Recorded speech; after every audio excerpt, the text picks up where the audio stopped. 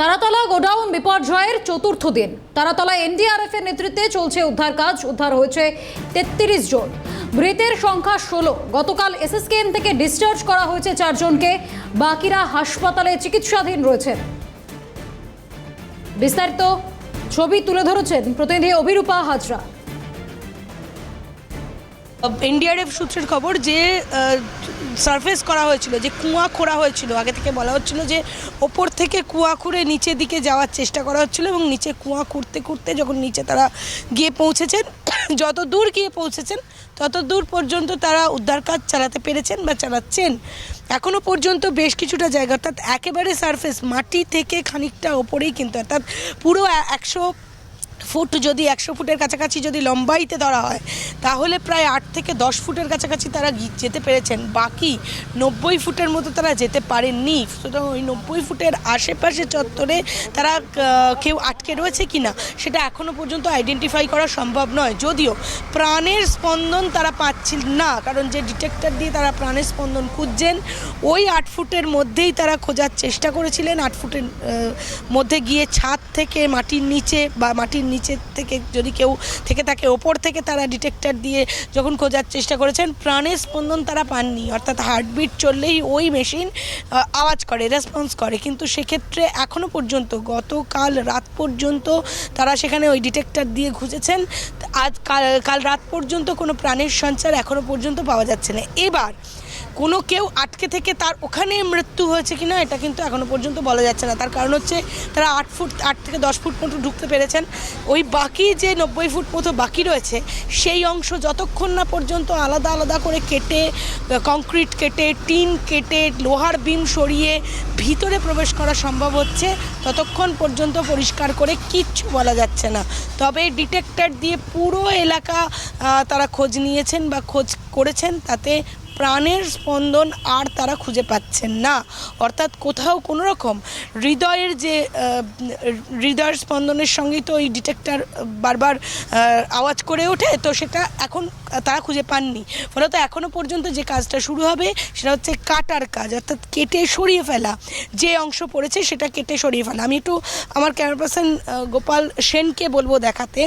এই মুহূর্তে যে চিত্রটা আমরা দেখাচ্ছি সেটা হচ্ছে দরজার বাইরে থেকে ভিতরে যে অংশটা রয়েছে সেটা, এই মুহূর্তে যে পুরো স্ট্রাকচারটা দেখতে পাওয়া যাচ্ছে সেই স্ট্রাকচারটা ভেঙে ভেতরে ঢোকানোর জন্য ব্যবস্থা করা, ভেতরে মানুষ ঢুকতে পারে যাতে, এনডিআরএফ কর্মীরা ঢুকতে পারে, উদ্ধারকারী কর্মীরা ঢুকতে পারেন যাতে, সেই ব্যবস্থা করা হবে। এবং এই যে টিনের অংশটা যেটুকু আমরা দেখতে পাচ্ছি তার নিচে কিন্তু অনেকটা অংশ রয়েছে। এই মুহূর্তে টিনের অংশ যেটা দেখতে পাওয়া যাচ্ছে তার নিচে কিন্তু অনেকটা অংশ রয়েছে। সুতরাং ওই যে সারফেসটা খুঁজে গোল চক্করটা খোঁজা হয়েছে তার নিচে কিন্তু অনেকটা রয়েছে। তো সুতরাং সেখানে কেউ আটকে থেকে তার মৃত্যু ঘটেছে কিনা সে ব্যাপারে এখনও পর্যন্ত স্পষ্ট বোঝা যাচ্ছে না। তবে মেডিকেল টিম রয়েছেন এবং এখনও চলছে উদ্ধার কাজ। সেই কাজ যতক্ষণ না পর্যন্ত শেষ করছে বা এখনও পর্যন্ত পুরোপুরি এই স্ট্রাকচারকে তুলে সরিয়ে ঘুরিয়ে পরিষ্কার করা হচ্ছে, একেবারে মাটি পর্যন্ত পৌঁছানো সম্ভব হচ্ছে, ততক্ষণ পর্যন্ত উদ্ধার করা হয়েছে। যে ছবি আমরা দেখছি রীতিমতো অত্যাধুনিক র্যাডার ব্যবহার করে প্রাণের সন্ধান খুঁজছেন তারা। এই মুহূর্তে ঘটনাস্থলে ডিসি সাউথ ওয়েস্ট তিনি ঘটনাস্থলে পৌঁছেছেন, সেই ছবি আপনাদেরকে দেখছি। নিজে গোটা ঘটনা পরিদর্শন করছেন ডিসি সাউথ। তিনি ইতিমধ্যে এসে গিয়েছেন তারাতলার গোডাউন বিপর্যয়ের ঘটনাস্থলে, সেই ছবি আপনাদেরকে দেখাচ্ছি। সরাসরি ঘটনাস্থলে রয়েছেন ডিসি সাউথ। ইতিমধ্যেই আমরা জানি 33 জন, তাদেরকে উদ্ধার করা সম্ভব হয়েছে। আরও উদ্ধার কাজ আজ চলছে চতুর্থ দিন। ডিসি সাউথ তিনি নিজে ইতিমধ্যেই চলে এসেছেন, গোটা ঘটনা নিজে পরিদর্শন করছেন ডিসি সাউথ। তারাতলার গোডাউন বিপর্যয়ের চতুর্থ দিনে ইতিমধ্যেই উদ্ধার কাজ শুরু হয়ে গিয়েছে। ডিসি সাউথ তিনি ঘটনাস্থলে এসেছেন, ডিসি সাউথ ওয়েস্ট তিনি ঘটনাস্থলে এসেছেন, নিজেই সমস্ত পরিদর্শন করছেন। সরাসরি রয়েছেন প্রতিনিধি অভিরূপা হাজরা। অভিরূপা, ইতিমধ্যে ডিসি সাউথ ওয়েস্ট তিনি চলে এসেছেন, কি ছবি সেখানকার?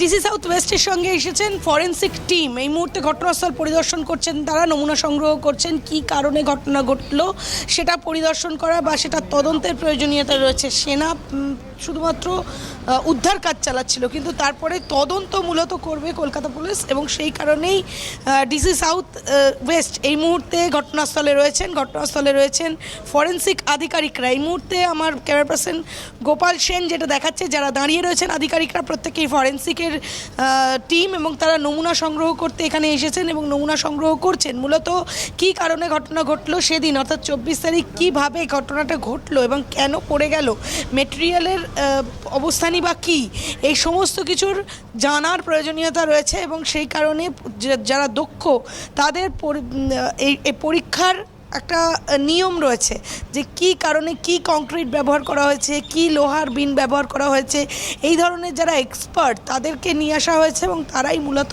এই পুরো বিষয়টা খতিয়ে দেখছেন, এলাকা খতিয়ে দেখছেন। এবং কী কারণে এই ঘটনা ঘটলো সেটা আদতে সয়েল টেস্ট না হওয়ার কারণে, মাটি নরম থাকার কারণে, নাকি লোহার বিনে গণ্ডগোল রয়েছে, নাকি কংক্রিটে, কোথায় গণ্ডগোলটা রয়েছে সেটা আইডেন্টিফাই করার জন্যই মূলত তারা এসেছেন এবং পরীক্ষা করছেন, নমুনা সংগ্রহ করছেন, এলাকা পরিদর্শন করছেন। এই মুহূর্তে সেই পরিস্থিতি সামনে আসছে, যদিও এখনো পর্যন্ত ভেতরে কোনো প্রাণের সঞ্চার নেই বা প্রাণ নেই বলেই জানিয়েছে। আর ইতিমধ্যেই তারা ডিসি সাউথ ওয়েস্ট তিনি এসেছেন, ফরেন্সিক টিম এসেছে, তারা গোটা ঘটনা ইতিমধ্যেই তারা উদ্ধার কাজ আজকেও জারি রেখেছে। ধন্যবাদ অভিরূপা।